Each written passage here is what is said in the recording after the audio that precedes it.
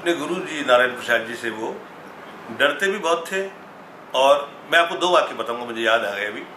और सम्मान मुझे नहीं लगता कि जितना उनके हृदय में अपने गुरु के लिए था, क्योंकि हम तो बता ही नहीं सकते आपको उस बात को। 2 इंसिडेंट्स, एक तो मैंने खुद ने देखा, मतलब गुरु जी के साथ नहीं, मेरे पिताजी के साथ। एक वो खुद बताते थे कि मैं अपने गुरु के साथ आ रहा था साइकिल पे बैठा हुआ पीछे, और गुरु जी चला रहे थे, तो साइकिल की ताड़ियाँ जो होती है उसमें से एक ताड़ी निकल गई थी, और वो उनके जो अंगूठे, ये पंजे के, पैर के पंजे के पास गट्टा होता है ना, वो उस पर चुभ रहा था।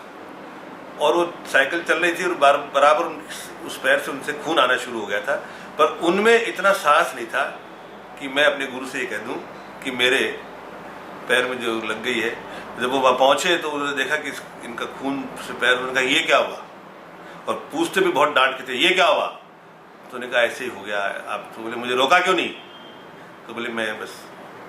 और इतने में उनके मतलब निकर में बाथरूम हो गया था इतना पूछने से कि मुझे बोला क्यों नहीं।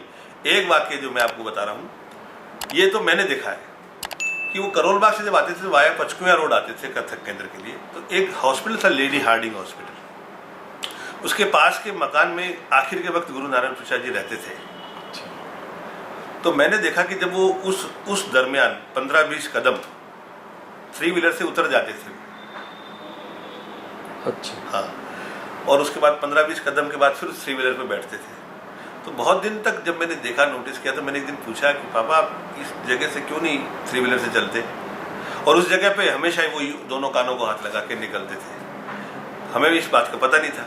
तो मैंने जब उनसे पूछा तो उन्होंने कहा कि यहाँ मेरे गुरु जी रहते थे, और जब मैं उनसे सीखने आता था तो पैदल ही आता था, पैदल ही जाता था।